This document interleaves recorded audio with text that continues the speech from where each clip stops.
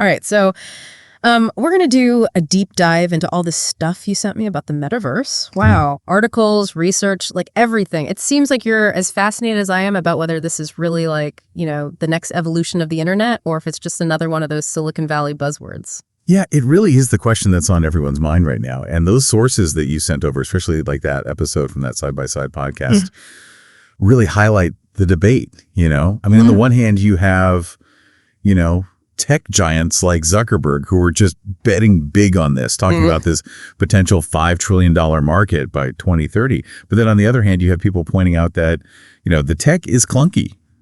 Like adoption rates are low. Yeah. I mean, that $5 trillion figure. Yeah. That'll get your attention for sure. But before we get ahead of ourselves, I think we need to take a step back. You actually included Neil Stephenson's Snow Crash in the stuff you sent me. That's where the term metaverse actually originated. Yeah. I mean, Snow Crash, that was a smart move to include that because it's not just science fiction, right? It's like a blueprint, albeit a fictional one, for what so many people envision the metaverse to be. Yeah. This persistent, shared online 3D space, blending the physical and the digital. And what's really interesting is that Stephenson's vision, like this was published back in 1992, didn't rely on any specific technology. It was really just about the experience, the idea of escaping into a virtual world. And now, fast forward to 2023, and we actually have, a whole arsenal of technologies that could potentially bring that vision to life. We're talking VR, AR, blockchain, AI, I mean, like the whole 9 yards. Exactly. But the question is, are these technologies actually mature enough to actually deliver on the metaverse's promise? Yeah. Take VR, for instance. Well, companies, like Meta with their Oculus headsets, they're pushing boundaries, right? And now Apple has entered the game with their Vision Pro. The technology still faces limitations. The headsets are still pretty expensive, not to mention they're still kind of bulky, potentially uncomfortable for if you're using it for a long time. Yeah, that's a good point. It does seem like we're still a few hardware generations away from true seamless immersion. And what about the other technologies? How do they all fit into this metaverse puzzle? Well, blockchain and NFTs, for example, those are really crucial for establishing a functioning virtual economy. Yeah. Think about it. If you are going to be spending time and potentially money in this virtual world, you want to actually own the digital assets you're acquiring. Right. So NFTs provide a way to verify that ownership and to create scarcity, which is totally essential for a thriving marketplace. It is kind of fascinating to see how NFTs, which initially seemed like a niche concept, mostly for digital art, are now being touted as, the backbone of the metaverse economy. But I mean, is it really even feasible to create a fully functioning economy in a virtual world? I mean, haven't platforms like Decentraland and the Sandbox, haven't they struggled to really attract users? Yeah, that's the $1 million question, right? I mean, the idea of, owning virtual real estate or, selling digital fashion in the metaverse, yeah, it's intriguing, but the user engagement numbers so far haven't been too encouraging. Even Meta's Horizon Worlds has fallen short of expectations. It really just seems like people are hesitant to really, fully invest their time and money in these virtual spaces. So is the metaverse hype maybe just a case of the tech getting ahead of actual user demand? Yeah, it's possible.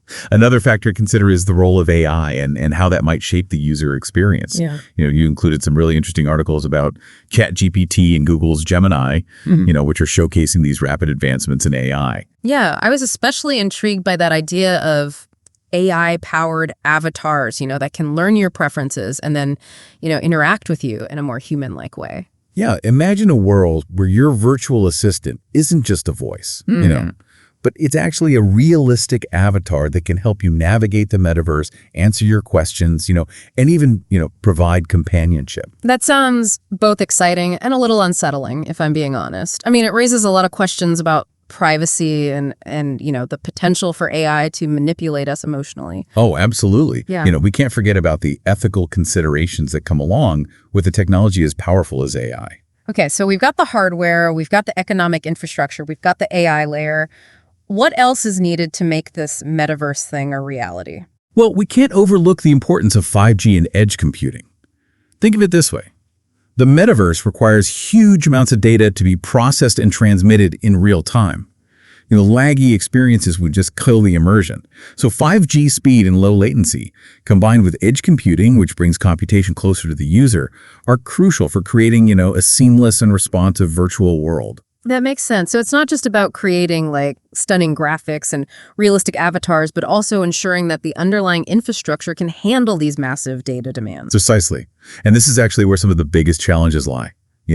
Building this global interconnected metaverse with potentially millions of users using it simultaneously is a monumental task. And we're still really in the early stages of figuring out how to do it efficiently and sustainably. All right, so we have this incredible vision of the metaverse, fueled by some truly transformative technologies, but also facing, some significant hurdles. It seems like the jury is still out on whether this is truly the next internet revolution or just, a tech bubble waiting to burst. Yeah, I agree. But what I find so fascinating is that even if the metaverse, as it's currently envisioned, doesn't fully materialize, the underlying technologies that we've been talking about are already having a huge impact on various industries. Okay, let's dive into those real-world applications then. I'm especially curious about the potential of the metaverse beyond, gaming and entertainment. Oh, absolutely. One area where we're seeing tons of innovation is in education and training. Yeah. Imagine students attending lectures on a fully immersive virtual campus, exploring historical sites in 3D. Yeah. Or even dissecting a virtual frog without, the mess and the ethical concerns. Yeah. You included a study from Stanford about the effectiveness of these virtual learning environments, and it seems like the results are pretty promising. They really are. Yeah. And it's not just about replicating those existing learning experiences in VR. It's about creating, totally new possibilities. Right. For example, medical students, they could practice complex surgical procedures in a virtual operating room, honing their skills in a risk-free environment before they ever even, step into an actual operating room. That's incredible. And, what about the potential for remote work? We briefly touched on Microsoft Mesh for Teams earlier, but how could the metaverse reshape, the way we work and collaborate remotely? Well, imagine this, right? Instead of just staring at like a grid of faces on a video call, you and your colleagues are represented by avatars in this like shared virtual office space. You can move around, you can interact with objects, you can even have those like, impromptu conversations by the virtual water cooler. Yeah, it definitely sounds a lot more engaging and natural than like, our current video conferencing setups. But wouldn't it be kind of weird though, interacting with colleagues as avatars? I'm not sure I'm ready to like have a virtual coffee break with my boss's digital twin. Yeah, it's definitely an adjustment. And there's going to be like, a learning curve as we navigate all these like new social norms in these virtual spaces. But think about the possibilities, like teams that are spread out, across the globe could actually collaborate on projects in this truly immersive way, right? Like brainstorming on these virtual whiteboards, manipulating 3D models, giving presentations in a virtual auditorium. It could potentially like break down these geographical barriers and foster a much stronger sense of connection, I think. Yeah. You mentioned some pretty compelling examples in your research, like architects collaborating on these 3D building designs in VR or engineers, remotely troubleshooting complex machinery. It seems like the metaverse could be a real game changer for industries that rely on like, visual and spatial collaboration. Oh, absolutely. And it's not even just about like improving existing workflows. It's about, creating totally new possibilities. For instance, like the healthcare industry, right? They're exploring the use of VR for surgical training, allowing surgeons to practice complex procedures in a safe, controlled virtual environment.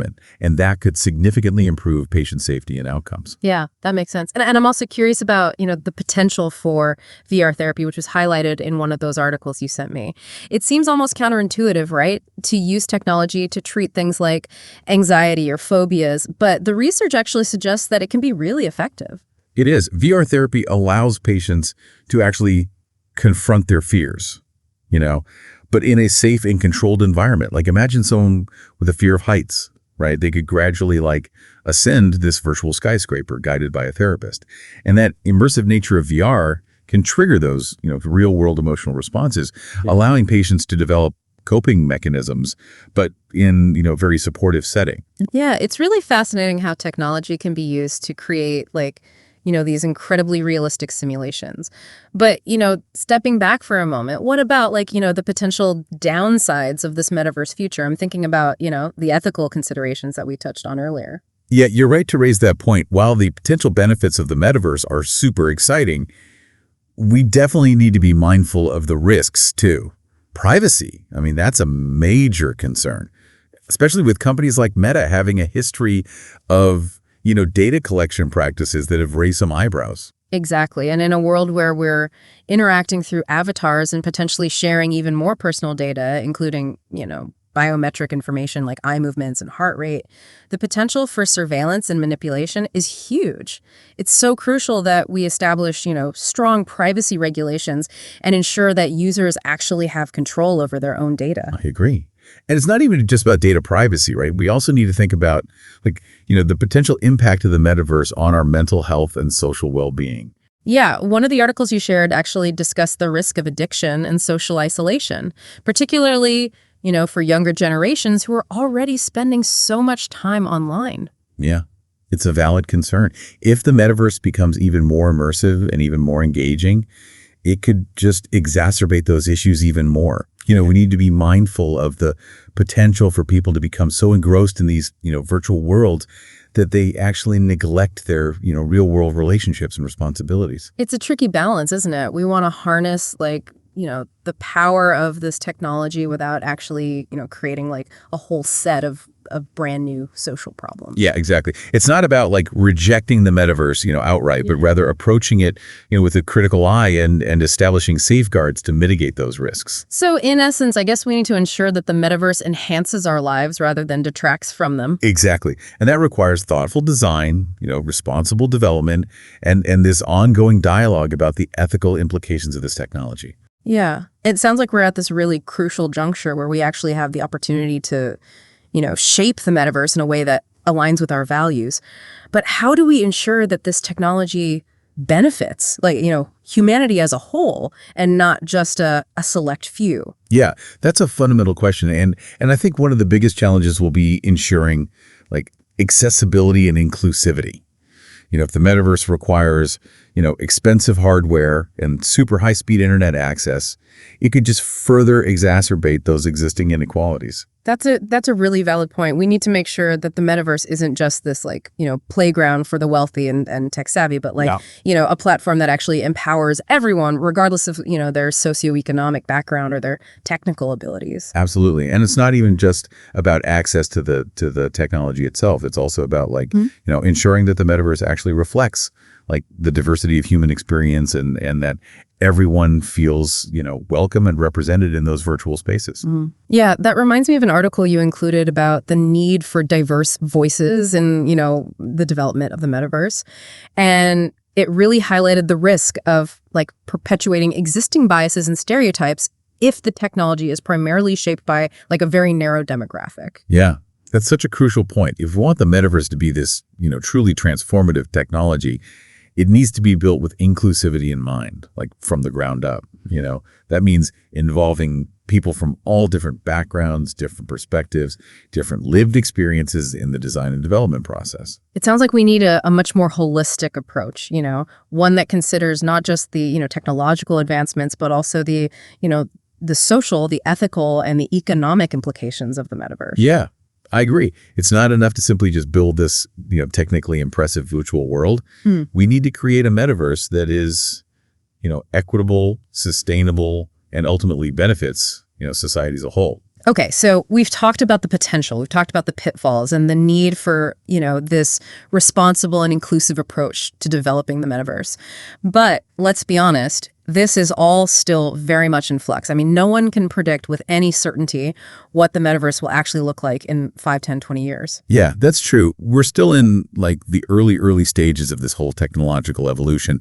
And, it's important to acknowledge that there's still a lot that we just don't know. But that's what makes it so fascinating, right? I mean, we're on the cusp of something truly groundbreaking, something that could fundamentally alter our relationship with, with technology and with each other. Yeah, I agree. It is a really exciting time to be alive, to witness the birth of this whole new digital frontier. Yeah. But it's also a time for, caution and critical thinking too. We need to be mindful of both the promises and the perils of the metaverse as we navigate this, this uncharted territory. Well said. And I think you've given our listeners a lot to ponder, as we head into this final part of our deep dive. We've explored the origins of the metaverse, the technologies that are driving its development, the potential applications across different industries, and those very real concerns about privacy, ethics and the future of work. But there's like one big question that we haven't really tackled yet. Hmm. What does all of this mean for us, as individuals? That's a great point. Yeah. We've been focusing a lot on the macro level, but it is important to zoom in a little bit and consider the impact of the metaverse on our personal lives, our relationships, and even our sense of self. Exactly. So in this final part of our deep dive, we're going to explore that very question. How might the metaverse reshape our understanding of reality itself? Okay, welcome back. It feels like we've already, covered so much ground in this deep dive already, but I honestly think the most thought-provoking part is still ahead of us. I agree. We've talked about how the metaverse has this potential to revolutionize all kinds of industries, change how we work, even like reshape our social lives. But the really big question, the one that, you've challenged us with based on all this material, is how it might change our understanding of reality itself. And that's where, things start to get a little philosophical and honestly kind of mind-bending. I mean, if we're spending more and more time in these immersive digital spaces, interacting through avatars, owning virtual assets, I mean, where does the line between the physical and the digital even exist at that point? Yeah, it's a question that philosophers have been wrestling with for like centuries. Mm-mm. But the metaverse really brings like a whole new urgency to it. Think about it this way. If you can go to a virtual concert with friends from all over the world, feeling the energy of the crowd, or you can collaborate on a 3D design project in real time. I mean, is that experience any less real than doing those things in person? Yeah, it really makes you kind of question, like, what real even means, right? And you made this point earlier that has really stuck with me, the impact on our sense of self. I mean, if we're creating these idealized avatars, exploring these different parts of our personalities in virtual worlds, I mean, could that actually, affect how we see ourselves in the real world? Yeah.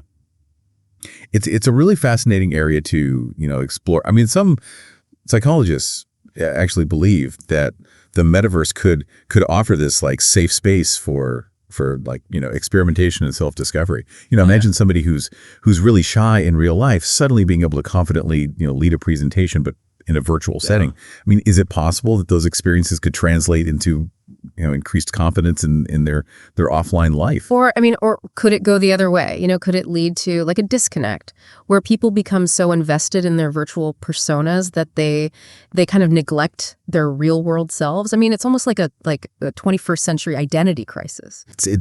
It's definitely a double-edged sword. And it's not even just about individual identity, right? I mean, the metaverse could also have this huge impact on our social interactions and relationships. If we're able to just connect with anyone, anywhere, at any time, will that actually strengthen our bonds?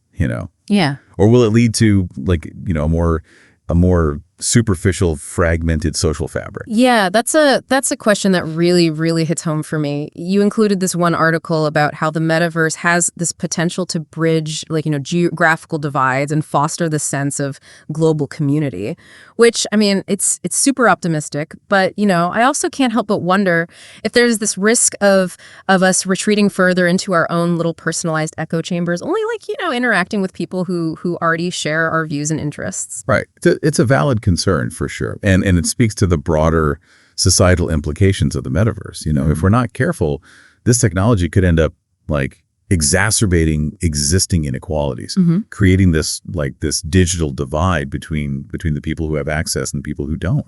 And we can't forget about the potential for misuse, right? I mean, the same immersive technologies that could be used for like education or healthcare, they could also be used for like, propaganda or manipulation or even spreading misinformation. Exactly. The metaverse is a really powerful tool. And like any tool, it can be used for good or for bad.